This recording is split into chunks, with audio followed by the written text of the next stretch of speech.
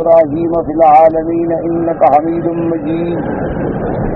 قال الله تبارك وتعالى في كلامه المجيد: أعوذ بالله من الشيطان الرجيم. بسم الله الرحمن الرحيم.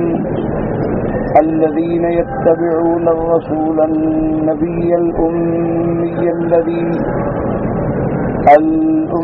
الذي يجدونه مكتوبا عندهم في التوراة والإنجيل يأمرهم بالمعروف وينهاهم عن المنكر ويحل لهم الطيبات ويحرم عليهم الخبائث ويضع عنهم إصرهم والأغلال التي كانت عليهم فالذين آمنوا به وعزروه ونصروه واتبعوا النور الذي ينزل معه أولئك هم المفلحون.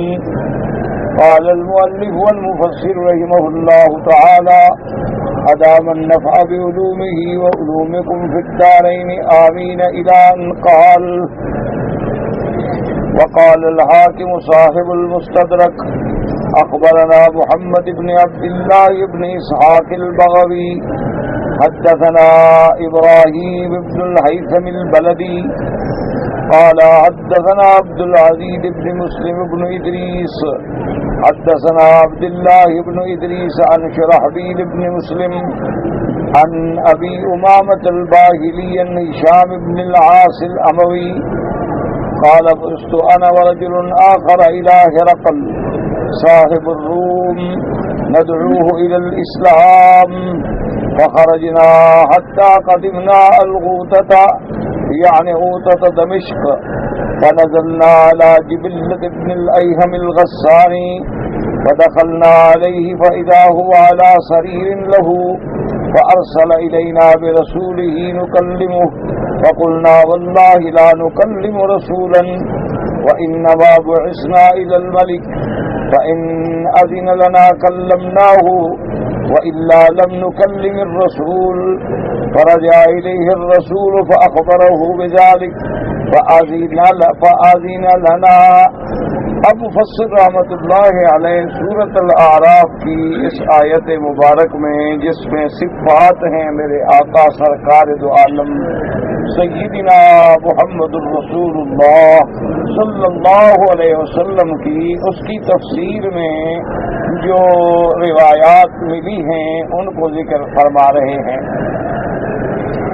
حضرت حاکم نے یعنی مستدرک حاکم کے جو مؤلف ہیں انہوں نے یہ روایت فرمائی ہے کہ حضرت ابی امامہ باہلی اور ہشام بن العاص الاموی وہ روایت فرماتے ہیں کہ بعثت انا ورجل آخر، سرکار دو جہاں صلی اللہ علیہ وسلم نے مجھے اور میرے ساتھ ایک اور آدمی یعنی ہم دو آدمیوں کو بھیجا آپ نے ہرقل روم کی طرف۔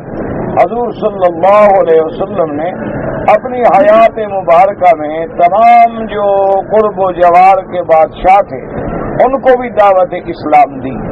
تو حضور صلی اللہ علیہ وسلم نے ہمیں بھیجا اور ہم جا رہے تھے ہرقل صاحب روم کی طرف۔ ہرقل جو ہے دراصل روم میں جو بھی بادشاہ بنتا تھا اس کا لقب ہو جاتا ہرقل، اور حبشے میں جو بادشاہ بنتا تو لقب ہو جاتا نجاشی، اور مصر میں جو بھی بادشاہ ہوتا تو لقب ہوتا تھا فرعون۔ اسی طرح جو فارس میں بنتے تھے ان کا لقب ہوتا تھا کسرا، تو کسرا فارس، ہرقل روم، اور اسی طرح نجاشی حبشہ، یہ القاب تھے۔ تو اس وقت اس دور میں یعنی یہ بڑی طاقتیں تھیں، روم کی بھی اور فارس کی بھی، یعنی کسرا فارس کی بھی ایک بہت بڑی طاقت تھی اور روم جو ہے وہ بھی ایک بہت بڑی منظم طاقت، منظم فوج، باقاعدہ بادشاہت نظام تھا۔ تو فرماتے ہیں کہ ہمیں ان کے پاس بھیجا گیا، ندعوہ الی الاسلام، ہم اس کو اسلام کی دعوت دینے کے لیے بھیجے گئے۔ فرماتے ہیں کہ جب ہم چلے اور مقام غوطہ پہ پہنچے، غوطہ دمشق میں ایک جگہ کا نام ہے، اور وہاں پر ہم آئے جبلت بن الایہم الغسانی، یہ بھی یعنی اسی روم کے بادشاہ کے تابع ایک علاقے کا جیسے گورنر ہوتے ہیں یا وہ عہدیدار تھا۔ فدخلنا علیہ، ہم گئے، وہ اپنے تخت پہ تھا، تو اس نے ہمارے ساتھ بات کرنے کے بجائے ارسلنا الیہ رسولہ، اپنا ایک قاصد بھیجا، اپنا ایک آدمی بھیجا کہ بھی جو بات آپ نے کرنی ہے آپ اس کو بتا دیں اور وہ مجھے آپ کی بات پہنچائے گا۔ کہتے ہیں کہ جب وہ ہمارے پاس آیا فقلنا واللہ لا نکلم رسولا، کہ ہم آپ کے قاصد سے بات نہیں کریں گے، ہمیں تو بھیجا گیا ہے کہ بادشاہ سے بات کرو، اور اگر بادشاہ ہم سے بات کرنا بھی نہیں چاہتا تو ہم پھر بات کرنے کے لیے تیار ہی نہیں ہیں، ہم واپس چلے جائیں گے۔ ہم آئے ہیں حضور صلی اللہ علیہ وسلم کی طرف سے دعوت اسلام لے کر، تو ہم بادشاہ سے کم کسی سے بات نہیں کریں گے۔ وہ کہتے ہیں کہ وہ واپس چلا گیا اور اس نے جا کے بادشاہ کو جبلت بن الایہم کو یہ بات بتلائی، اس نے کہا اچھا بھی اجازت ہے، ان کو لے آؤ میرے ساتھ بات کریں۔ تکلموا فکلموا والشام بن العاص ودعاه الى الاسلام فاذا عليه ثياب سود فقال له الشام وما هذه التي عليك فقال لبستها وحلفت ان لا انزع حتى اخرجكم من الشام قلنا ومجلسك هذا والله لناخذنه منك فلناخذن ملك الملك الاعظم ان شاء الله۔ اب فرماتے ہیں کہ حشام ابن العاص نے دعوت دی اسلام کی، اور حشام ابن العاص نے دیکھا کہ اس جبلت ابن الایہم الغسانی نے سیاہ رنگ کے کپڑے پہنے ہوئے ہیں، تو انہوں نے سمجھا کہ ان کا کوئی موت حیات کا مسئلہ ہوگا غم کی وجہ سے، تو انہوں نے پوچھا کہ ما ھذا، یہ کیا لباس تم نے پہنا ہوا ہے سیاہ رنگ کا؟ تو اس نے کہا کہ میں نے یہ لباس اس لیے پہنا ہے اور میں نے قسم کھائی ہے کہ جب تک میں مسلمانوں کو فتح نہیں کر لوں گا اور ان کو مدینے سے نعوذ باللہ نکال نہیں دوں گا، میں کالے کپڑوں میں رہوں گا، میں سوگ میں رہوں گا، تو یہ میں نے قسم کھائی ہے اور اس لیے میں نے لباس پہنا ہوا۔ تو حشام ابن العاص نے کہا کہ اگر تم نے یہ قسم کھائی ہے نا تو میری بھی بات سنو کہ واللہ ہمیں بھی اللہ کی قسم ہے، جہاں تم بیٹھے ہو نا یہاں بھی ہم حکومت کریں گے، اور وہ وقت بہت جلد آئے گا جب تمہارا جو بڑا بادشاہ ہے نا روم کا اس کو بھی ہم فتح کریں گے اور نکالیں گے۔ تم کیا سمجھ رہے ہو اسلام کو؟ اسلام غالب آ کے رہے گا۔ تو حضرت حشام بن العاص نے اتنی سخت بات کی، اور اس کے بعد کہتے ہیں اخبرنا بذلک نبینا محمد صلی اللہ علیہ وسلم قال لستم بهم بل هم قوم يسومون بالنهار ويقومون بالليل فكيف ثوبكم فاخبرناه ومري وجهه سوادا۔ اب جناب فرماتے ہیں کہ ہم نے اس کو بتلایا کہ یہاں بھی ہماری حکومت ہوگی، اخبرنا بذلک نبینا محمد صلی اللہ علیہ وسلم، اور یہ خبر ہمیں دی ہے محمد رسول اللہ صلی اللہ علیہ وسلم نے کہ میری امت جو ہے وہ غالب آئے گی اور میرا دین جو ہے وہ غالب آئے گا اور کسریٰ و کیسر کو فتح کریں گے اور اللہ تبارک و تعالی دین اسلام کو غلبہ عطا فرمائیں گے۔ یہ بات ہمیں اخبرنا نبینا محمد صلی اللہ علیہ وسلم، ہمیں حضور صلی اللہ علیہ وسلم نے یہ خبر دی ہے۔ اب اس کے بعد وہ کہنے لگا کہ نہیں، وہ کہنے لگا کہ یہ بات نہیں ہے، لستم بہم، تم وہ لوگ نہیں ہو جن لوگوں نے یہاں کے حکومت کرنی ہے اور فتح کرنا ہے، وہ یصومون النہار و یقومون اللیل، کہ وہ دن میں روزہ رکھیں گے اور رات کو جو ہے وہ نمازیں پڑھیں گے، تو رات کو وہ جاگنے والے ہوں گے اور دن میں وہ روزہ رکھنے والے ہوں گے، تو وہ تو ان لوگوں کی صفت میں آیا ہے کہ اس ملک پہ قبضہ کریں گے۔ تو اس نے کہا کہ تمہیں پتہ نہیں ہے، وہی امت تو ہم ہیں اور وہی تو ہم لوگ ہیں الحمدللہ کہ ہمارا دن میں روزہ ہوتا ہے اور رات کو افطار ہوتا ہے اور پھر رات میں اللہ کی عبادت اور نماز ہوتی ہے۔ کہتا ہے کہ جب اس نے سنا فملئ وجہہ سوادا، چہرہ اس کا کالا ہو گیا۔ اس نے کہا کہ اچھا معلوم ہوتا ہے کہ یہ تو وہی لوگ ہیں، معلوم ہوتا ہے کہ یہ وہی لوگ۔ فقال قوموا وبعث معنا رسولا الى الملك، اس نے کہا اچھا تم جاؤ، میں اپنا ایک قاصد تمہیں دے کے بھیجتا ہوں بادشاہ کی طرف اور تم جا کے بادشاہ کے ساتھ خود ملو۔ فخرجنا حتى اذا كنا قريبا من المدينة قال لنا الذي معنا ان دبابکم هذه لا تدخل مدینۃ الملک فإن شئتم حملناکم على براذین وبغال قلنا والله لا ندخل الا عليها فارسلوا الى الملك انهم يأبون ذلك فامرهم ان ندخل على رواحلنا. اب جناب فرماتی ہیں کہ جب اس نے اپنا قاصد دیا ہمارے ساتھ اور ہم اس کے قاصد کو لے کے ہرقل کے شہر میں پہنچے تو اس کے بلد کے قریب جب آپ آ گئے تو وہ قاصد کہنے لگے کہ تم ان سواریوں پر جو ہے نہیں جا سکتے ہو, تم ان سواریوں پر نہیں جا سکتے, یہ تمہاری بڑی کمزور اونٹنیاں اور مریل سواریاں ہیں, تو ان پہ جو ہے تمہارا وہاں جانا جو ہے اجازت نہیں ہے. ہم تم لوگوں کو بڑے اچھے اچھے گھوڑے اور خچر دیتے ہیں, ان پر تم سوار ہو کے پھر چلو گے. ہم نے کہا کہ بالکل نہیں, ہم تو اپنی سواریوں پہ جائیں گے, ہم تمہاری سواریاں استعمال کرنے کے لیے بالکل تیار نہیں ہیں. انہوں نے بادشاہ کو پیغام بھیجا کہ یہ جو لوگ آئے ہیں وہ کہتے ہیں ہم اپنی سواریوں پہ آئیں گے, وہ ہماری سواری بھی قبول کرنے کے لیے تیار نہیں ہے. تو بادشاہ نے کہا کہ ان کو اجازت دے دو, آ جائیں. قال فدخلنا عليها متقلبين سيوفنا حتى انتهينا إلى غرفة له فألقنا في أسرها وهو ينظر إلينا فقلنا لا إله إلا الله والله أكبر والله يعلم لقد انتفضت الغرفة حتى صارت كأنها إذ كنت صفته الرياح. اب جناب فرماتے ہیں کہ جب ہم پہنچ گئے بادشاہ کی دربار میں تو ہم نے جیسے تلواریں لگائی ہوئی تھی نا اسی طرح چلے گئے. ہم نے کہا ہم تو بھائی اسی حالت میں جائیں گے. حتی انتہینا الی غرفت, اس کے محل کے باہر یعنی ایک مقام کمرے کے قریب پہنچے. ہم نے وہاں جا کے اپنی سواریاں بٹھا دی, اور سواریاں ہم جب بٹھا رہے تھے تو وہ ہمیں دیکھ رہا تھا کہ یہ کیسی قوم ہے کہ ان پہ کوئی ڈر نہیں, کوئی روب نہیں, کوئی دہشت نہیں. یہ عجیب قوم ہے کہ ان کو بادشاہ روم کا بھی کوئی خوف نہیں ہے اور کوئی دہشت نہیں ہے, اور یہ سواریوں کے ساتھ محل کے اندر چلے آئے ہیں اور پھر تلواریں بھی لگائی ہوئی ہیں. عجیب قوم ہے. وہ کہتے ہیں کہ وہ ہمیں دیکھ رہا تھا. جب ہم اترے تو ہم نے کہا لا الہ الا اللہ اللہ اکبر, کہتے ہیں کہ ہم نے توحید کا نعرہ بلند کیا. حالانکہ 2 آدمی تھے, لیکن کہتے ہیں خدا جانتا ہے کہ وہ کمرے ہل گئے. ایسے معلوم ہوتا تھا جیسے کوئی ٹہنی ہل رہی ہوتی ہے نا ہوا سے, کوئی درخت کی ٹہنی ہلتی ہے, ایسے اس کا محل ہلتا ہوا معلوم ہوا. اللہ تبارک و تعالیٰ کے نام میں اتنا اثر ہے, اللہ تبارک و تعالیٰ کی عظمت ہے اسماء کی, کہ جب مسلمانوں نے مشکل اوقات میں بھی اللہ اکبر پہ بھروسہ کیا ہے تو اللہ نے ان کی مدد فرمائی. اسی لیے تاریخیں آج تک گواہ ہیں کہ سیدنا خالد بن الولید رضی اللہ تعالی عنہ نے 60 آدمیوں کے ساتھ 60,000 کا مقابلہ کیا, اور صحابہ کہتے ہیں کہ ہمیں تو پتہ ہی نہیں لگتا تھا کہ 60,000 آدمی میں 60 آدمی جو ہمارے گھس جائیں تو ہمیں کیا پتہ لگے گا کہ ہمارے آدمی کدھر ہیں. لیکن جب حضرت خالد رضی اللہ اکبر کا نعرہ بلند کرتے تو ہم سمجھ رہے تھے کہ مسلمان ادھر جا رہے ہیں, اور اللہ تبارک و تعالیٰ نے فتح عطا فرمائی.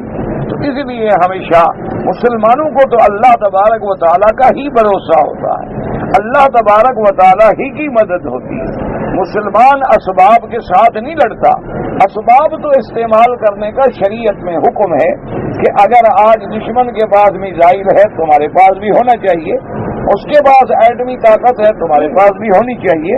لیکن مسلمان کا اصل بھروسہ ان چیزوں پہ نہیں ہوتا.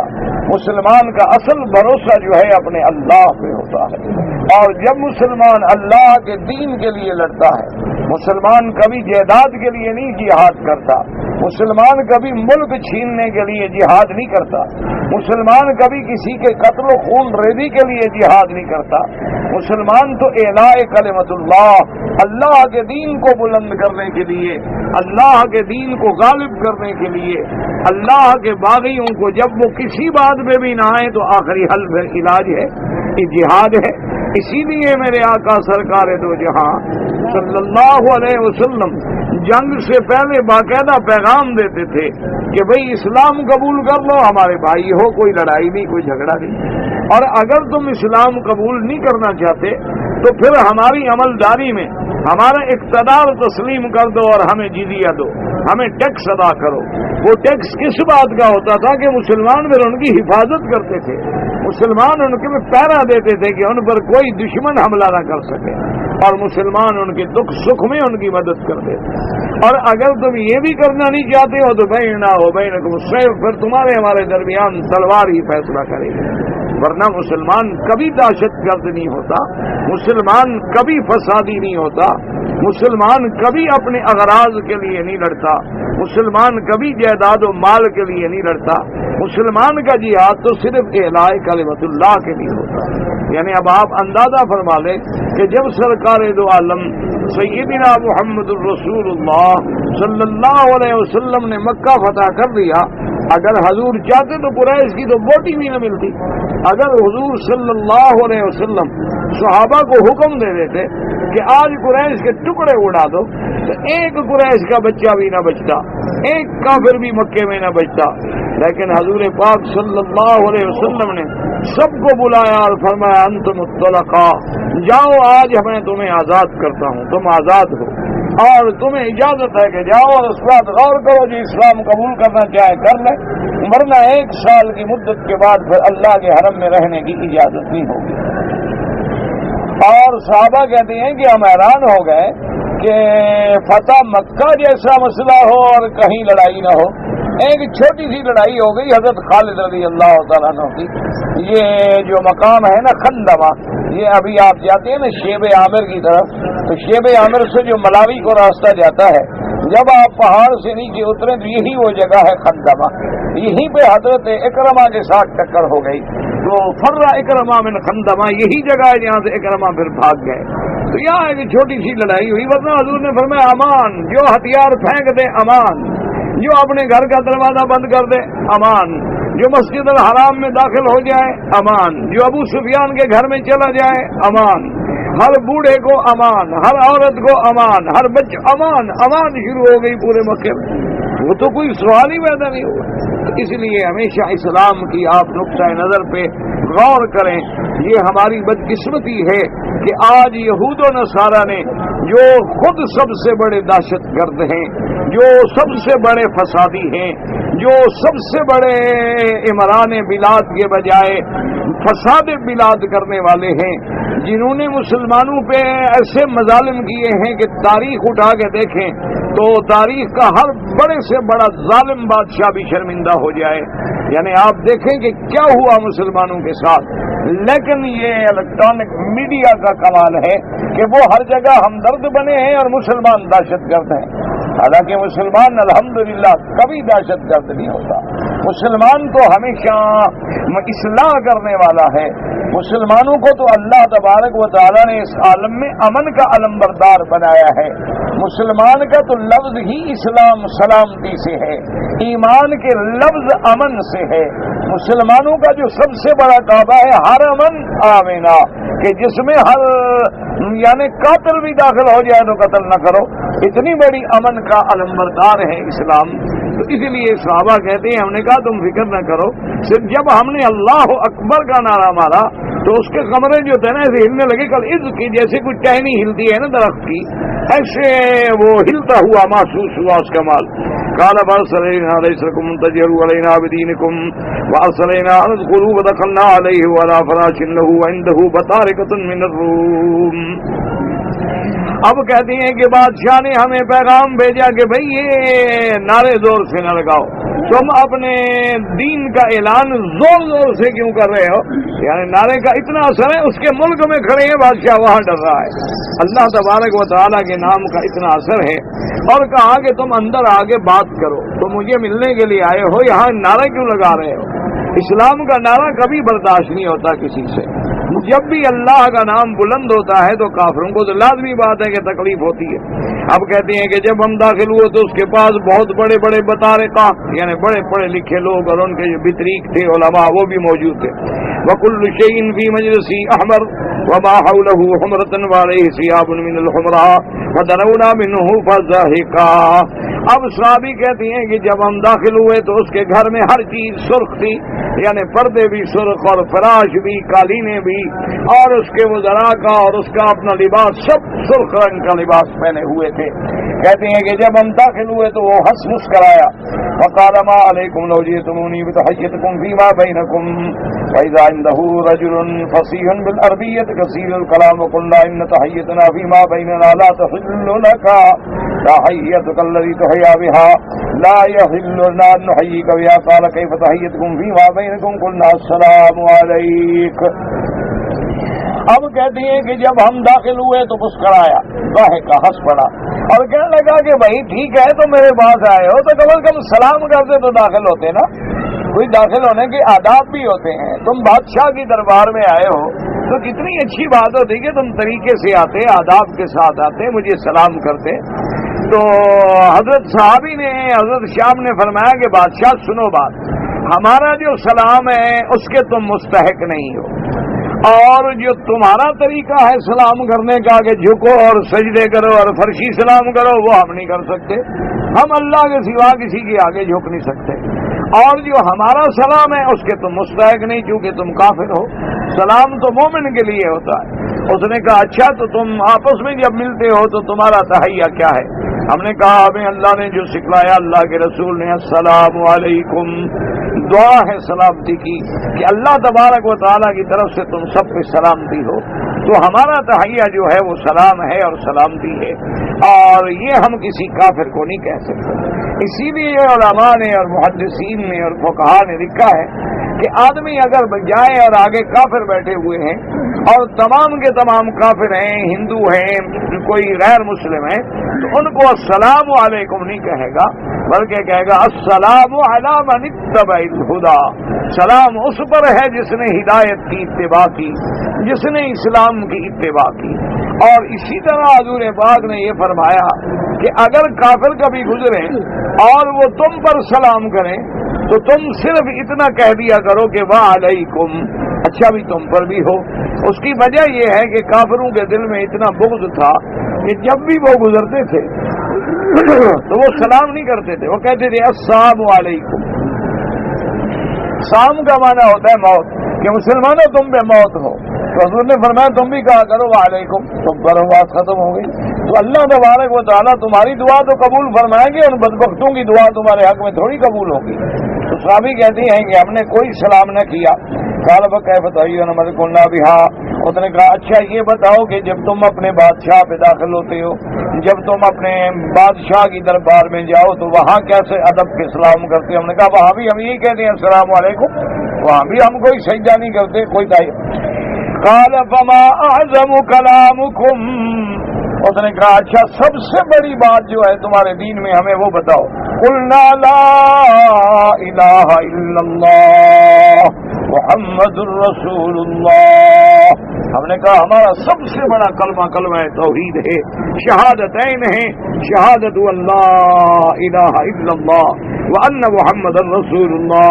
قال فمنا قبلنا ومعنا لا الہ الا اللہ اکبر، فلما تکلمنا بها والله يعلم لقد انتفضت الغرفة طرف راس إليها قال فهذه الكلمة التي قلتموها انتفضت الغرفة أكلما قلتموها في بيوتكم انتفضت إليكم غرفكم قلنا لا۔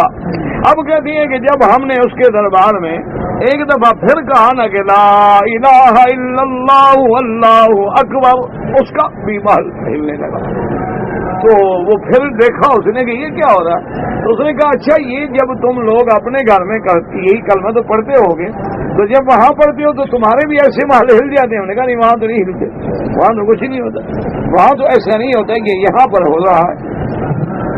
اب وہ ایک ایک چیز جو تھی بادشاہ سوال کر رہا ہے اور پوچھ رہا ہے، ہم نے کہا کہ نہیں مارائنا فردادا کب الا انک کفار قال لبدت انکم كلما قلتم انتفض كل شيء عليكم واني قد خرجت من نصف ملكي قلنا لما قال لانه كان ايسر لشأنها وأجدر ألا تكون من أمر النبوة وأنها تكون من هي للناس۔ ثم سألنا اما اراد فاخبرناه. اب اس کے بعد وہ کہنے لگا اچھا ایسا نہیں ہوا، لوددت انکم کلما قلتم، میں یہ چاہتا ہوں کہ جب بھی تم ایسا کلمہ کہو تو تم پر بھی ایسی ہر چیز جو ہے حرکت کرے. وإنی قد خرجت من نصف ملکی، آدھا ملک جو ہے میں اس کو چھوڑنے پہ ہوں. انہوں نے کہا کیوں؟ انہوں نے کہا کہ یہ زیادہ بہتر ہے کہ نبوت کے آنے سے پہلے چلو ہم آدھے پہ سلو کر دیں. وَأَنَّهَا تَكُونُ مِنْ حِيلِ النَّاسِ، ہو سکتا ہے یہ نبوت نہ ہو بلکہ کوئی لوگوں کا ہیلا ہو، کوئی طریقہ ہو، کوئی مکر ہو. اس کے بعد بھی اس نے ہم سے کئی سوال کیے. قال کیف صلاتکم وصومکم، تمہاری نماز کیسی ہے، تمہارا روزہ کیسی ہے. مفسر فرماتے ہیں وقالکم، ہم نے ان کو بتایا. فقال قوموا فامرنا بمنزل حسن ونزل كثير فاقمنا ثلاثا فارسل الينا ليلا ودخلنا عليه فازداد قولنا فاعدناه. اب اس نے حکم دیا کہ ان کو شاہی مہمان خانے میں ٹھہرایا جائے اور ان کا بڑا احترام اور عزت کے ساتھ ان کی مہمان نوازی کی جائے. اب فرماتی ہیں کہ ہم 3 دن رہے. ایک رات پھر اس نے ہمیں بلایا. بلانے کے بعد کہا کہ وہ جو میں نے تم سے سوال کیے تھے اب ان کے پھر تم جواب دو. ہم نے پھر جواب دیے. ثم دعا بشيء كهيئة الرباط العظيمة مذهبة فيها بيوت صغار عليها أبواب ففتح بيتا وقفلا. اب اس نے ایسا کیا کہ ایک چیز منگوائی، ایسے چوڑی چوڑی چیز تھی جیسے چوڑی الماری بنی ہوتی ہے، صندوق بنی ہوتی ہے. ربا کہتے ہیں مربع قسم کی چیز، اور اس میں چھوٹے چھوٹے سے کھڑکیاں لگی تھیں اور بنے ہوئے تھے. تو اس نے وہ بلایا، اب دیکھا کہ اس میں چھوٹے چھوٹے گھر بنے ہوئے ہیں. پھر اس کے بعد اس نے کھولا ففتح بنا فاستخرج حریرة سوداء فنشرناها فإذا فيها سورة حمراء وإذا فيها رجل ضخم العينين عظيم الإليتين لم أر مثل طول عنقه وإذا ليست له لحية وإذا له ضفيرتان أحسن ما خلق الله. فقال أتعرفون هذا؟ قلنا لا. قال هذا آدم عليه السلام وإذ هو أكثر الناس شعرا. اب مفسر فرماتے ہیں کہ صحابی کہتے ہیں کہ اس نے ایک تالا کھولا. تالا کھولنے کے بعد اس نے ایک ریشم کا کپڑا نکالا، پردہ ہٹایا تو دیکھا وہ پردہ جو تھا سیاہ رنگ تھا، اس کے اندر سرخ رنگ کی ایک تصویر تھی. فَإِذَا فِيهَا رَجُلٌ، وہ ایک ایسے آدمی کی تصویر تھی کہ جس کی بڑی بڑی موٹی آنکھیں ہیں اور موٹی موٹی یہ الیتین جو ہیں یہ بھی موٹی ہیں. اور اس کے بعد صحابی کہتے ہیں کہ لم ارى مثل طول عنقه، بڑی لمبی گردن والا جوان ہے، ایسی گردن ہم نے کسی کی نہیں دیکھی تھی. وَإِذَا لَيْسَتْ لَهُ لِحْيَةٌ، اور داڑھی بھی کوئی نہیں، عین جوانی کی تصویر ہے. وَإِذَا لَهُ ظَفِيرَتَانِ، اور اس نے بڑے بڑے بال رکھے ہوئے ہیں اور بال دونوں طرف سے کندھوں تک ہیں. احسن ما خلق اللہ، کہتی ہیں ایسا خوبصورت بندہ ہم نے نہیں دیکھا تھا، اتنا حسن تھا جو اللہ نے ان کو عطا فرمایا. فقال اتعرفون هذا، بادشاہ نے پوچھا کہ تم اس کو جانتے ہو، پہچانتے ہو؟ ہم نے کہا کہ نہیں، ہم تو نہیں جانتے. قال هذا آدم علیہ السلام، اس نے کہا یہ حضرت آدم علیہ السلام کی تصویر ہے اور اس کے بال بھی بڑے بڑے. ثم فتح باب الناقة فاستخرج منه حرية سوداء وإذا فيها سورة بيضاء وإذا له شعر كشعر القطة أحمر العينين ذكر الحامة يصل لحيته. فقال هل تعرفون هذا؟ قلنا لا. قال هذا نوح عليه السلام. اب مفسر فرماتے ہیں اس نے پھر ایک اور کھڑکی کھولی تو سیاہ پردہ ہٹایا. فَإِذَا فِيهَا سُورَةٌ بَيْضَاء، سفید رنگ کی تمثیل بنی ہوئی تھی اور بڑے ان کے بال تھے گھونگھرے والے. احمر العینین، آنکھیں مبارک سرخ تھیں. ضخیم الحامۃ، بھاری سر والے. حسن اللحیۃ، اور خوبصورت داڑھی والے.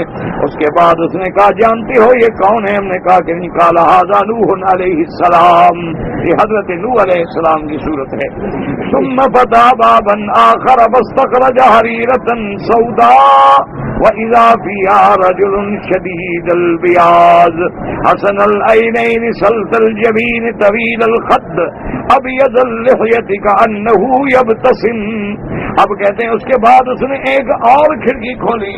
ہم نے دیکھا کہ وہاں ایک خوبصورت سفید رنگ والا بندہ ہے اور انتہائی خوبصورت آنکھیں ہیں. سلط الجبین چوڑی پیشانی والا بندہ ہے. طویل الخد رخسار جو ہیں آپ کے بڑے لمبے ہیں.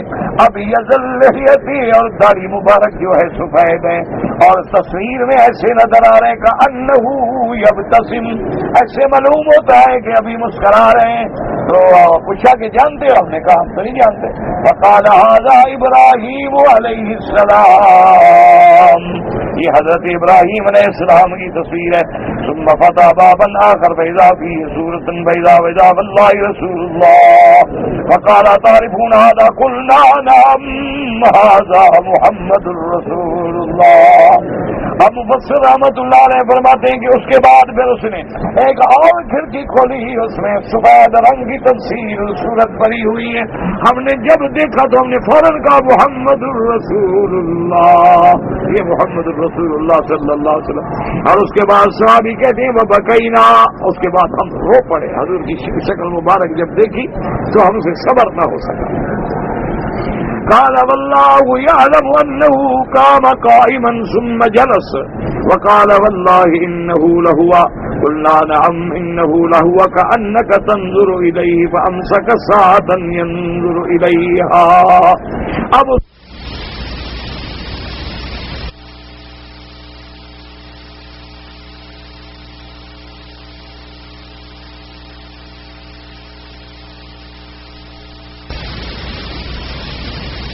لگا ٹھیک کہہ رہے ہو, یہی وہ پیغمبر ہیں جن کو تم مانتے ہو. ہم نے کہا بالکل یہ کیسی بات ہے. تو ایک کافی دیر تک سوچتا رہا, فکر کرتا رہا اور اس کے بعد کہنے لگا اما انه كان اخر ولكن اجلت لكم من ما عندكم, اور کہنے لگا اصل میں یہ سب سے آخر میں تصویر تھی لیکن میں نے جلدی کر کے باقی تم کو نہیں دکھائی. میں نے کہا پہلے تمہیں تمہارے پیغمبر کی تصویر دکھائیں گے, پتہ لگے تم پہچانتے بھی ہو کہ نہیں پہچانتے ہو, ورنہ یہ سب سے آخر میں ہے. ابھی اور تصویریں میرے پاس بہت ساری ہیں انبیاء علیہ الصلوۃ والتسلیم کی. اور اس کے بعد کہتے ہیں صحابی کہتے ہیں ثم فتح باب الناقة حرية سوداء بدا فيها سورة أتباعها صحبا وإذا رجل جعد قطت غير العينين حديد النظر عابس متراكب الأسنان متقلص الشفة كأنه غضبان. کہتا ہے کہ میں نے ایک اور دروازہ کھولا, ہم نے صورت دیکھی. وہ صورت ایسے تھی جیسے عدم یعنی گندمی رنگ وہ بھی گہرا سہما, اور آدمی ایسے ہیں کہ بال چھٹکے ہوئے اور آنکھیں مبارک اندر کی طرف لیکن تیز نظر والے, اور چہرے پہ آپ کے سختی تھی. آپ اس معنی ترشروئی ابس وتولى سے متراکب الاسنان, اور دانت مبارک بھی چڑھے ہوئے تھے ایک دوسرے پہ. اور اس کے بعد کہتا ہے کہ آپ کا یہ ہونٹ مبارک جو ہے یہاں بھی تھوڑا سا کیا تھا متقلص کٹا ہوا کأنہ غضبان, اور تصویر سے ایسے معلوم ہو رہا تھا جیسے آپ غصے میں ہیں. کہنے لگا التعرفون هذا قلنا لا قال هذا موسى علیہ السلام وإلى جنبه سورة تشبه إلا أنه مدهار الرأس عريض الجبين في عينيه قبل وقال هل تعرفون هذا قلنا لا قال هذا هارون ابن عمران علیہ السلام. اب کہتے ہیں ان کے ساتھ ایک تصویر تھی, ان کی شکل مبارک بھی ملتی تھی لیکن معلوم ایسے ہوتا تھا مدہان الرأس یعنی بالوں کو زیادہ تیل لگانے والے دہن سے. عریض الجبین چوڑی پیشانی والے, پیشانی جو تھی وہ آپ کی چوڑی تھی, اور کچھ عینوں میں دونوں آنکھوں میں تھوڑا سا یعنی قبل کہتے ہیں ٹیڑھا, جس کو ہم کہتے ہیں کہ کچھ فرق ہو تھوڑا سا, یعنی دونوں آنکھوں کے اندر ایسے تھوڑا سا اثر تھا آپ کے. انہوں نے کہا پہچانتی ہو؟ ہم نے کہا کہ نہیں. انہوں نے کہا یہ حضرت ہارون علیہ السلام ہیں. ثم فتح باب فدا فيها سورة آدم سبت نبت كانوا غضبان. انہوں نے کہا کہ یہ دیکھتے ہو کہ گندم کو رنگ ہے اور اس کے بعد ایسے بھرا ہوا, ربا کہتے ہیں بھرا ہوا, غصے میں ہے. میں نے کہا یہ کون؟ نے کہا لوط علیہ السلام. ثم فتح بابا آخر واستخرج منه حريرة بيضاء فإذا فيها صورة رجل أبيض مشرب حمرة أقنع خفيف العارضين حسن الوجه. اس میں ہم نے دیکھا سفید رنگ ہے، اور سفید رنگ بھی ایسا مشرب حمرہ جیسے کچھ سرخی ملا ہوا، یعنی ایک تو ہوتا نا بالکل سفید نہیں، سفید جس میں ہلکی سرخی کی جھلک ہو، بڑا خوبصورت رنگ. خفیف العارضین، آپ کا یہ چہرہ مبارک جو تھا پتلا تھا، بڑا موٹا نہیں تھا. خفیف العارضین حسن الوجہ، بڑا خوبصورت چہرہ. ہم پوچھا کہنا جانتے انہوں نے کہا کہ نکالا ھذا اسحاق علیہ السلام ثم بدا بابنا من ولید بدا بدا وصوفیہ سندر بھی ساگلان شپتی خالن. اس کے بعد اس نے ایک تصویر کا ایک کھڑکی کھولی تو کہنے لگا کہ یہ اسحاق علیہ السلام کی تصویر ہے، اور آپ کے یہاں ایک تل کا نشان بھی تھا. خال کہتے ہیں تل، یعنی آپ کے ہونٹ پر ایک تل کا نشان بھی تھا. یعقوب علیہ السلام ثم بدا بابنا من ولید سودا فی صورت رجل ابیض اکنل الانف حسن الکاما. کہتا ہے اس نے پھر ایک اور تصویر دکھائی، ہم نے دیکھا کہ بڑا خوبصورت چہرہ ہے اور اکنل اونچی ناک ہے اور خوبصورت قد ہے. یالو وجہہ نور، اور چہرے سے نور چھلک رہا ہے. کہتا ہے اس کے بعد یعرف فی وجہہ الخشوع، اور چہرے سے یہ بھی معلوم ہوتا ہے کہ اللہ کے آگے عاجزی کرنے والے. یضرب الی الحمرۃ، سرخی کی طرف، سرخی مائل. قال هل تعرفون هذا، اس نے کہا پہچانتے ہو؟ ہم نے کہا نہیں. قال هذا اسماعیل جد نبیکم صلی اللہ علیہ وسلم. اس نے کہا یہ حضرت اسماعیل علیہ السلام آپ کے پیغمبر کے دادا ہیں. حضرت محمد مصطفیٰ صلی اللہ علیہ وسلم جو ہے من ولد اسماعیل ہیں. قال ثم فتح بابا آخر واستخرج منه حریرة بیضاء. اس نے ایک اور کھڑکی کھولی اور سفید ریشم میں وہ تصویر تھی. صورت کصورت آدم، اس کی صورت ایسے تھی جیسے حضرت آدم علیہ السلام کی. کأن وجہہ الشمس، اور چہرہ ایسے تھا معلوم ہوتا جیسے سورج نکل آیا، اتنا روشن چہرہ. وہ قال هل تعرفون هذا قلنا لا، انہوں نے کہا ان کو پہچانتے ہوئے، نے کہا نہیں پہچانتے. قال هذا یوسف علیہ السلام، یہ حضرت یوسف علیہ. تو پہلے زمانے میں اصل میں مفسر نے ذکر اس لیے کیا ہے کہ تمام انبیاء کی یادگاریں جو تھی وہ رکھی جاتی تھی. اچھا جو انبیاء گزر گئے ان کی بھی انہوں نے تماثیل بنا لی، لیکن سب سے بڑی بات یہ ہے کہ ابھی تو سرکار دنیا میں بھی تشریف نہیں لے آئے، لیکن بادشاہوں کے بعد تورات و انجیل کی روشنی میں جو سرکار دو عالم صلی اللہ علیہ وسلم کا حلیہ مبارک تھا، اسی کے مطابق انہوں نے اپنے اپنے محلوں میں خصوصی طور پہ انتظام کر کے تصویریں بنا لی تھی. اس کی وجہ یہ ہے کہ ہرقل وغیرہ جو تھے یہ اہل کتاب تھے، یہ عیسائی لوگ تھے. تو اہل کتاب جو ہیں لازمی بات ہے کہ اللہ کو بھی مانتے تھے اور حضرت عیسیٰ علیہ السلام کو بھی مانتے تھے، پھر گمراہ ہو گئے، لیکن بہرحال وہ اہل کتاب تو تھے. تو اس لیے انہوں نے اپنی کتابوں میں یہ پڑھا تھا کہ ایک نبی پیدا ہوں گے جن کا نام محمد رسول اللہ ہوگا صلی اللہ علیہ وسلم. اسی کے ضمن میں جو ہم نے آیت پڑھی الذین یتبعون الرسول النبی الامی الذی یجدونہ مکتوبا عندہم فی التوراۃ والانجیل. اللہ تبارک و تعالی ہمیں حضور صلی اللہ علیہ وسلم کی اتباع، غلامی اور محبت نصیب فرمائے. کوئی سمجھ نہیں آیا آپ نے کیا لکھا ہے. بہرحال تمام انبیاء علیہم الصلاۃ والسلام سے سیدنا محمد الرسول اللہ، سیدنا موسیٰ علیہ السلام، عیسیٰ علیہ السلام، ابراہیم علیہ السلام، یہ سب اولو العزم من الرسل ہیں، لیکن سب کے افضل جو ہیں، سب کے امام سیدنا محمد مصطفیٰ ہیں. کہتا ہے جی کہ یہاں پر حرم شریف میں جس وقت نماز عصر پڑھائی جاتی ہے، احناف کے نزدیک ابھی عصر کا وقت نہیں ہوتا، تو حنفی مسلک کے لوگ جو ہیں وہ کیا کریں؟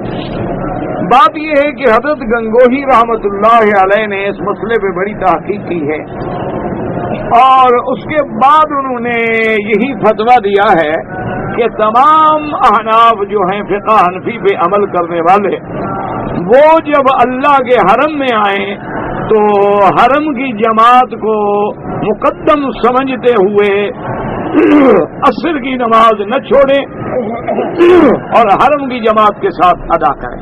تو لہذا کوئی فرق نہیں ہے۔ اس کی وجہ یہ ہے، یاد رکھیں کہ اصل میں میرے آقا سرکار دو جہاں سیدنا محمد الرسول اللہ، جب نام لوں تو میں نے عرض کیا تھا کہ صلی اللہ علیہ وسلم تو کہہ دیا کرو، یہ عجیب بات ہے کہ ہر دفعہ کہنا پڑتا ہے۔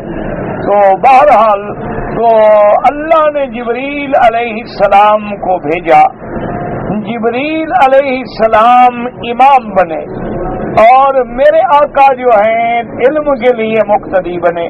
اسی لیے علماء نے مسائل نکالے ہیں کہ کبھی کبھی افضل جو ہے وہ مفضول کے پیچھے بھی کھڑے ہو کے نماز پڑھ سکتا ہے، یعنی کبھی عالم ہے، استاد ہے، وہ پیچھے کھڑا ہے، شاگرد آگے کھڑا ہو جائے تو نماز ٹھیک ہے، کوئی حرج نہیں۔ جیسے کہ حضور صلی اللہ علیہ وسلم نے عبد الرحمن ابن عوف کے پیچھے بھی ایک رکعت پڑھی اور سیدنا ابی بکر صدیق رضی اللہ تعالیٰ عنہ کو بھی حکم فرمایا کہ امام بنے۔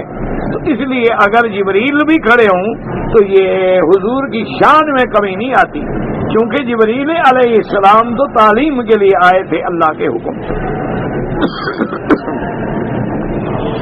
جب جبریل علیہ السلام آئے تو انہوں نے 5 نمازیں جو تھیں فجر، ظہر، عصر، مغرب، عشاء اول وقت میں پڑھی، یعنی جو ہی وقت شروع ہوا اذان ہو گئی، نماز ہو گئی۔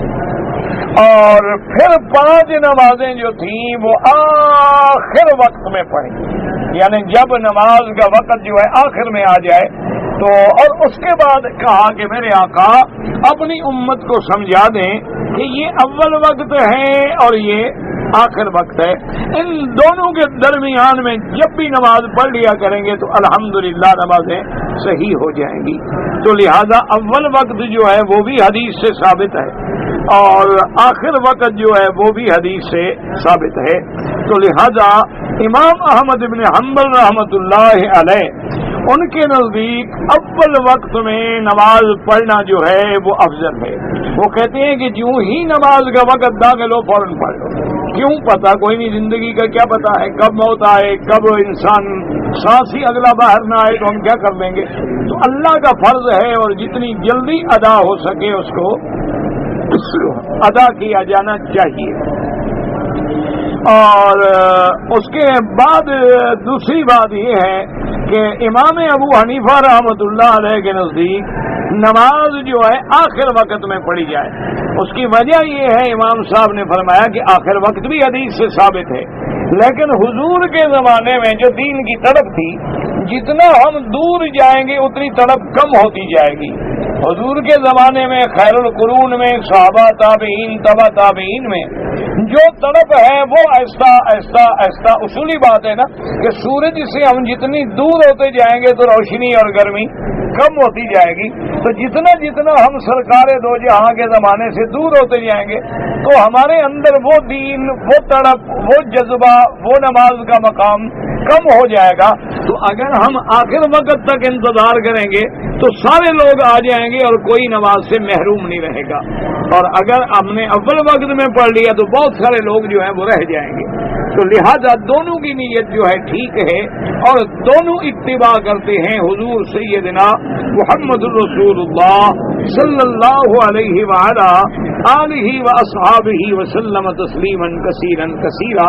تو لہذا حرمین الشریفین میں کیونکہ اول وقت میں نمازیں ادا ہوتی ہیں تو لہذا آپ کسی اختلاف میں نہ پڑیں، بلکہ ائمہ حرمین کے ساتھ حرم مقدس کی جماعت کو حاصل کریں، اور عصر ہو یا کوئی نماز ہو باقاعدہ جماعت کے ساتھ پڑھیں، اور بلا وجہ دشمنوں کو اور اعدائے اسلام کو یہ موقع نہ دیں کہ یہ مسلمان اللہ کے کعبے میں بھی اکٹھے نہیں ہوتے، یہاں بھی ان کے مسئلے ابھی تک جھگڑے میں ہیں۔ 1400 سال گزر گئے، ابھی یہ نماز کے وقت پہ لڑ رہے ہیں۔ 1400 سال گزر گئے ہیں، ابھی تک یہ آمین پہ لڑ رہے ہیں کہ زور سے کہو یا ایسا کہو، حالانکہ دونوں جائز ہیں، کوئی جھگڑا نہیں، کوئی مسئلہ نہیں، کوئی لڑائی نہیں۔ تو اللہ پاک سب کو اتحاد اتفاق اور آپس میں مل کے رہنے کی توفیق عطا فرمائے.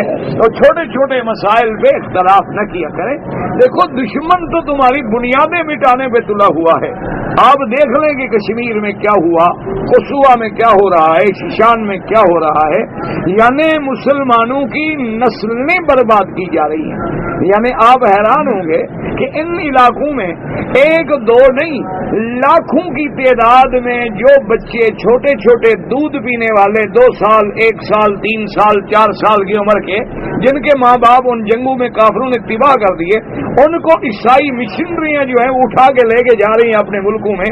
ان کو بظاہر تو یہ ہے دیکھو جی ہم ان کی کون خدمت کرے گا, لیکن طریقہ اس کا کیا ہے کہ ان کو وہ کافر بنا دیں گے اور دین سے منحرف کر دیں گے.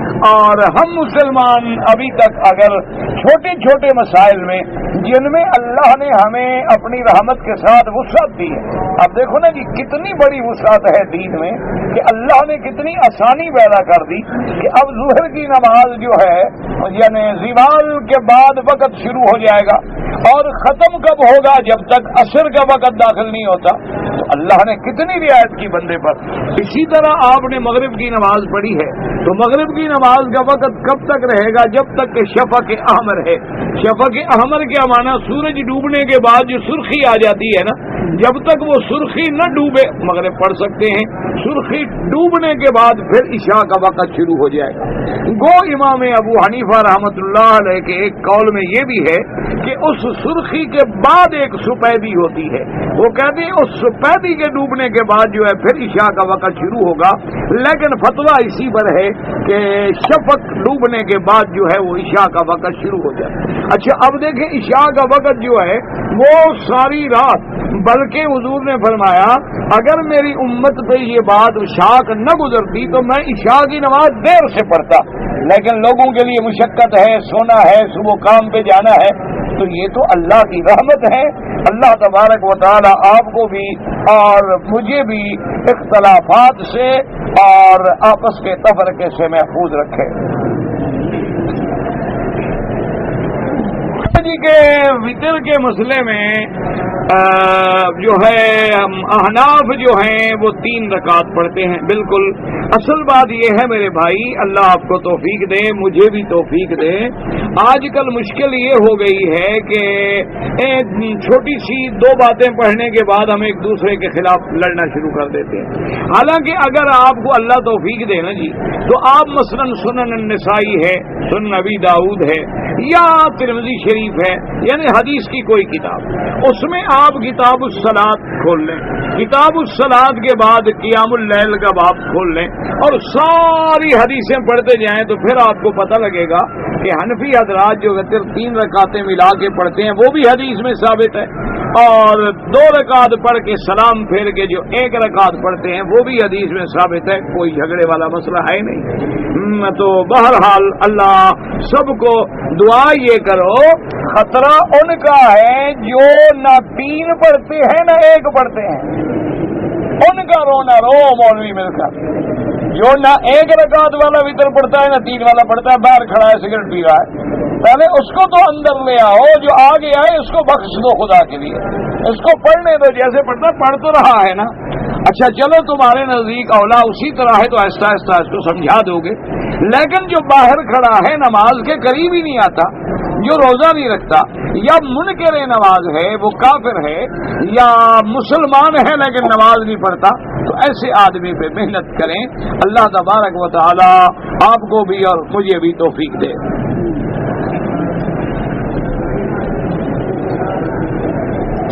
میرے بھائی نے ہم سے ناجائز 35,000 روپے اللہ کے گھر میں جھوٹی قسم کھا کے لے لیے ہیں اور ابھی تک اس کو کچھ نہیں ہوا. وہ تو فرعون کو بھی کچھ نہیں ہوا, کتنے 100 سال نہیں ہوا. ابو جہل کو کتنا عرصہ کچھ نہیں ہوا. تو تمہارا کوئی اتنا بڑا کرامت تھی کہ فوراً جاتے تو بھائی الٹ جاتا. بس او اللہ کے بندے, یہ کوئی مسئلہ نہیں ہوتا کہ جھوٹی قسم کھائے گا تو اسی وقت پکڑا جائے گا, یہ کوئی مسئلہ نہیں. اس نے اگر جھوٹی قسم کھا کے پیسہ لیا ہے, قیامت میں تو اس پر وبال ہے. تمہیں کیا فکر ہے, اللہ پاک قیامت میں اس کی نیکیاں لے کے تمہیں دے دیں گے, تمہیں پیسوں سے نیکیاں زیادہ اچھی رہیں گی. یہ ضروری نہیں ہوتا کہ آج ہاں کبھی کبھی اللہ نظارہ دکھا دیتے ہیں کہ ابھی جھوٹی قسم کھانے کا یہ وبال ہے، یہ ضروری نہیں ہوتا، ورنہ تو پھر تو کوئی دنیا میں گناہگار چل ہی نہ سکے، کوئی بندہ زمین پر قدم ہی نہ رکھ سکے۔ ہم لوگوں نے کتنے پتہ نہیں جھوٹ بولے ہوتے ہیں، کتنے جھوٹ بولتے ہیں۔ صرف بھائی کے گناہ پر نظر نہ رکھو، اپنے پر بھی نظر رکھو، اور اچھی بات تو یہ ہے کہ اس کو ہدایت کرو، اور بھائی کے لیے بد دعا کرنے کے بجائے اگر ہدایت کی دعا کرو کہ یا اللہ اس کو ہدایت دے دے اور دل میں ڈال دے ہمارا حق ہمیں واپس کر دے، تم بد دعا کیوں کرتے ہو؟ بد دعا کے بجائے دعا سیکھو۔ اللہ کے نبی کو ظالموں نے پتھر مارے، لیکن محمد مدنی نے کیا کیا؟ اللہم اہد قومی فانہم لا یعلمون، اللہ میری قوم کو ہدایت دے۔ یہ بیچارے پہچان نہیں رہے کہ نبی کا کیا مقام ہے، اگر یہ پہچانتے تو ایسی کبھی زیادتی کرتے؟ لوگوں نے حضور کے راستے میں کانٹے بچھائے، حضور ان کے گھر میں بیمار ہوئے، دعا کرنے کے لیے تشریف لے گئے، حضور صلی اللہ علیہ وسلم پہ لوگوں نے نعوذ باللہ کانٹے پھینکے، آپ کو زخمی کیا، آپ کے پاؤں مبارک خون سے بھر گئے، لیکن حضور بد دعا نہیں کر رہے۔ تو اس لیے میرے عزیز، بجائے بد دعا دینے کے یہ بھی تو دعا ہو سکتی ہے کہ یا اللہ ہمارے بھائی کو ہدایت دے دے، اس کو عقل دے دے کہ ہمارا حق ہمیں واپس کر دے۔ کہ میں جب بھی کسی عورت کو دیکھتا ہوں یا کسی عورت میں میری نظر پڑتی ہے تو میرے دل میں گندے گندے خیالات پیدا ہوتے ہیں۔ اس کا بہتر علاج یہ ہے، ایک تو شادی کر لو، دوسرا علاج یہ ہے کہ جب کسی لڑکی پہ نظر پڑو تو ذرا تصور کر لیا کرو اگر بیٹی ہو اور کوئی اس کو اس طرح دیکھے تو کیا ہوگا۔ آخر وہ کسی کی بیٹی تو ہے نا، کسی کی بہن، کسی کی ماں، کسی کی بیٹی، کسی کی بیوی ہے، تو اگر ہم اس کی بیٹی کو دیکھ کے آنکھیں گندی کریں تو ہماری بیٹیوں کو بھی تو کوئی دیکھ کے گندی کرے گا۔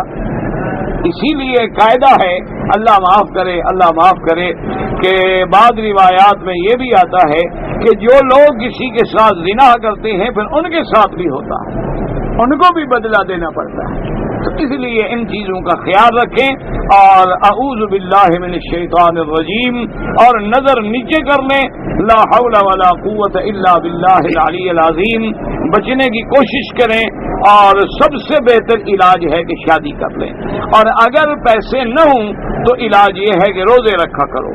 حضور نے فرمایا کہ جن لوگوں کے پاس پیسے نہیں ہیں اور وہ جوان ہیں، شادی کرنا چاہتے ہیں لیکن بیچارے کہاں شادی کریں، تو فرمایا کہ روزے رکھیں۔ ان الصوم له وجاء، روزہ جو ہے وہ بھی آدمی کی شہوت کو توڑنے والا ہوتا ہے۔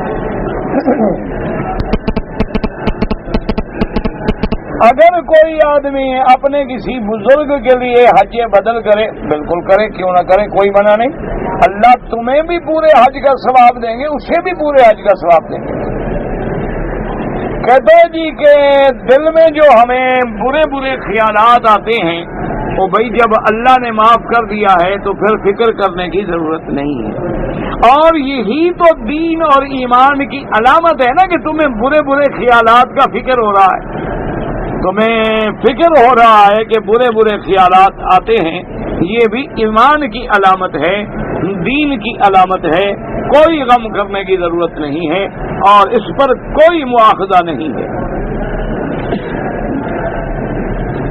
جی اگر کوئی آدمی وضو کے بعد اپنے عضو کو ہاتھ لگا لے تو شفافے کے نزدیک تو وضو ٹوٹ جاتا ہے، اس کو دوبارہ وضو کرنا چاہیے، اور احناف کے نزدیک وضو نہیں ٹوٹتا ہے، لیکن یہ معنی نہیں ہوتا کہ تم یہی کام ہی کرتے رہو وضو کرنے کے بعد، معنی یہ ہوتا ہے کہ اگر اتفاق سے ایسا مسئلہ ہو جائے تو کیا ہوگا، تو احناف کہتے ہیں کہ وہ بھی بدن کا ایک قطعہ ہے، اس لیے وضو نہیں ٹوٹتا، اور امام شافعی رحمۃ اللہ علیہ ان کے نزدیک وضو ٹوٹ جاتا ہے۔ بغیر وضو کے طواف جو ہے علماء کہتے ہیں احناف کے نزدیک جائز نہیں، وہ کہتے ہیں الطواف کالصلاۃ، طواف جو ہے نماز کی طرح ہے، لہذا وضو کے ساتھ کیا جائے۔ دو بعض علماء نے کچھ جزیات لکھی ہیں، لیکن جمہور اسی پر ہیں کہ وضو ہونا چاہیے۔ جی کہ ہمارے علاقے میں ایک رواج ہے کہ جب کوئی آدمی فوت ہو جاتا ہے تو صبح کو سورج نکلنے کے وقت میں اس کی قبر پہ کھڑے ہو کے قرآن پڑھتے ہیں، اور اسی طرح سورج ڈوبنے کے وقت میں بھی اس کے لیے قرآن پڑھا جاتا ہے قبر پہ۔ یاد رکھو یہ بدعت ہے اور اس کا دین اسلام سے کوئی تعلق نہیں۔ اگر یہ دین ہوتا تو سب سے پہلے عمل کرتے اصحاب محمد الرسول اللہ صلی اللہ علیہ وآلہ آلہ واصحابہ وسلم تسلیما کثیرا کثیرا۔ یہ بالکل کوئی دین نہیں ہے۔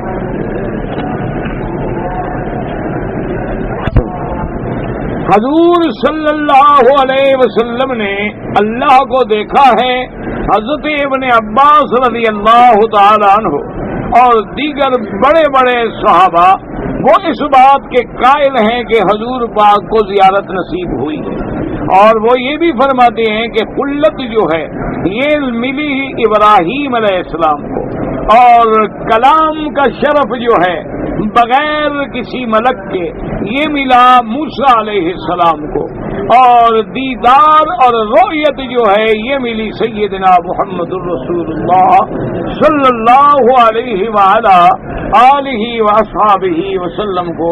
تو وہ کہتے ہیں کہ حضور پاک نے زیارت کی ہے، لیکن بہت سارے صحابہ اس بات کی طرف بھی ہیں کہ حضور پاک نے بھی زیارت نہیں کی ہے، اور اس کی وجہ یہ ہے کہ وہ بھی قرآن کی ایک آیت سے استدلال کرتے ہیں کہ لا تدرک الابصار، اللہ کو کوئی آنکھ نہیں پا سکتی۔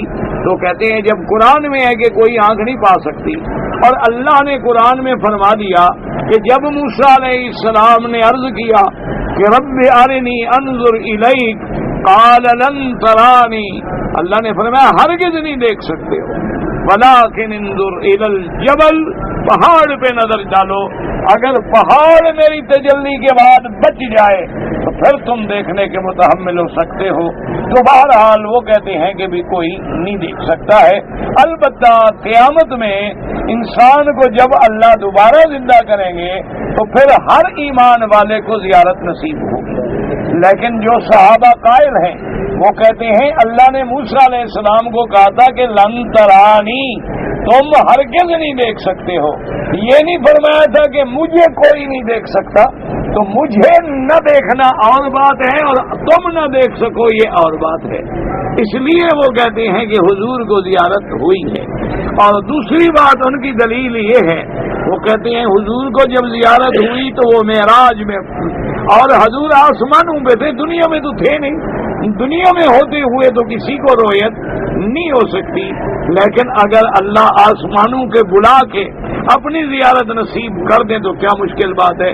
تو بہرحال یہ مسئلہ صحابہ میں بھی باعث اختلاف رہا ہے کہ بعض حضرات قائل ہیں اور بعض حضرات قائل نہیں ہیں، اور تمہیں ایسے جھگڑوں میں پڑنے کی کیا ضرورت ہے؟ تم تو دعا کرو کہ اللہ ہمارا خاتمہ ایمان پہ کر دے اور اللہ آخرت میں ہمیں زیارت نصیب فرمائے۔ ہمیں ابھی اپنے ایمان کا بھی پتہ نہیں اور ہم باتیں کر رہے ہیں کہ حضور کو زیارت ہوئی تھی، علمی بات ہے، بعض قائل ہیں بعض قائل نہیں ہے، بات ختم ہو گئی۔ حضور پاک نے جبریل علیہ السلام، اس میں تو کوئی شبہ نہیں، کوئی اختلاف نہیں کہ تمام انبیاء میں سے صرف یہ شان بھی میرے آقا کو آمنہ کے لال سیدنا محمد الرسول اللہ صلی اللہ علیہ وسلم کو ملی ہے کہ آپ نے جبریل علیہ السلام کو اصلی صورت میں دیکھا، یعنی جبریل اپنی اصلی آیت میں آئے۔ حضور فرماتے ہیں وَلَهُ 600 جناح، آپ کے 600 پر ہیں، قد سد الافق، یہ سارا خلا جو ہے بھر گیا، اور حضور پہ غشی طاری ہو گئی۔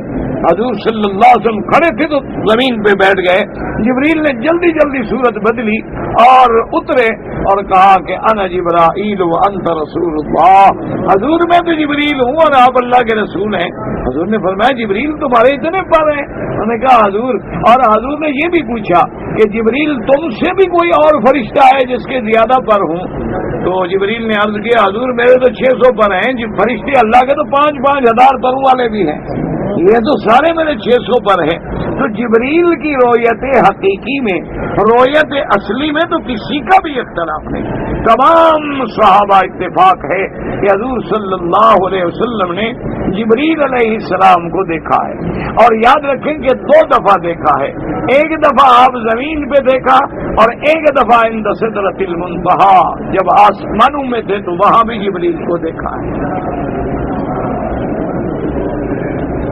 جی ہم حنفی مسلک کے لوگ ہیں اور ہمارے فقہ میں عصر کے بعد چونکہ نماز نہیں ہوتی، اگر ہم طواف کریں تو پھر کیا کریں؟ مغرب کے بعد پڑھ لیں، عشاء کے بعد پڑھ لیں، کوئی مسئلہ نہیں. 2 رکعت طواف جو ہے بعد میں جب چاہو پڑھ لو، دوسرے دن پڑھ لو، تب بھی کوئی منع نہیں. جی کے طواف کے نفل میں نے بتا دیا ہے. امام شافعی رحمۃ اللہ علیہ، امام احمد بن حنبل رحمۃ اللہ علیہ کے نزدیک اللہ کے گھر میں جب کوئی چاہے طواف کرے اور نفل پڑھے، عصر ہے، فجر ہے، ہر وقت جائز ہے. اچھا، اسی طرح 2 رکعت طواف جو ہیں وہ مقام ابراہیم کے پیچھے پڑھے یا حتیم کے اندر پڑھیں یا پورے مطاف کی جگہ میں پڑھیں یا پوری مسجد الحرام میں جہاں مرضی آئے پڑھے. اچھا، کسی کو یاد نہ آئے، ہوٹل چلا گیا، وہاں ہوٹل میں کھڑے ہو کے پڑھ لیں. اچھا، کسی کو ویسے بھول گیا بعد میں پڑھ لیں. اچھا، یہ بھی صرف امام ابو حنیفہ رحمۃ اللہ علیہ کے نزدیک چونکہ وہ 2 رکعت طواف کے واجب ہیں، یعنی ہر حال میں پڑھنے ہیں. اچھا، باقی ائمہ کے نزدیک تو ہے بھی سنت، اگر کسی نے نہیں بھی پڑھے تو کچھ نہیں ہوگا. اگر کوئی شخص اپنی زندگی میں اپنی جائیداد کو تقسیم کر دے شریعت کے مطابق تو جائز ہے، بالکل جائز ہے، کوئی منع نہیں کہ عالم. لیکن یاد رکھو، کسی عالم دین کو اپنے علاقے کے علماء میں سے جس پر تمہیں اعتماد ہے اور باقاعدہ جا کے بتلائیں گے کہ میری بیوی ہے، بیٹے ہیں، بیٹیاں ہیں، بچے ہیں، فلاں ہے، وہ شریعت کے مطابق میراث کا مسئلہ آپ کو لکھ کے دے دے گا. اس کے مطابق جو ہے آپ تقسیم کر دیں اپنی زندگی میں، تاکہ بعد میں لوگ لڑتے نہ رہیں، بچے جھگڑا نہ رہے. لیکن ایک خیال کرنا، کچھ نہ کچھ مرنے تک اپنے لیے بھی رکھنا، ورنہ انشاءاللہ جب سب کچھ لکھ کے دے دیا نا تو اللہ کی رحمت سے بیٹے کہیں گے ابا جی آج پہ جاؤ، اب تمہاری یہاں ضرورت نہیں ہے، ادھر میں ایک لوگ جاتے ہیں، ادھر مرتے ہیں، ادھر اچھے رہو گے. تو کچھ نہ کچھ روٹی کھانے کے برابر رکھنا تاکہ زندگی میں تو بچوں کے آگے ہاتھ نہ پھیلاتے رہو. ویسے ایک ہمارے پاس تھے ذمہ دار، انہوں نے زندگی میں باقاعدہ تقسیم کر دی ہے، بہت بڑے، میرے خیال میں وہ میرے دوست تھے، 70-80 ہزار ایکڑ کے ذمہ دار تھے. تو انہوں نے زندگی میں تقسیم کر دی اور جناب یہ بھی کر دیا کہ سب مینیجر بنا دیے، ہر بیٹے کی کاشت، آمد، پیسہ سب. لیکن اس نے کہا جب تک میں زندہ ہوں کنٹرول میرے ہاتھ میں ہے، جس دن میں مر گیا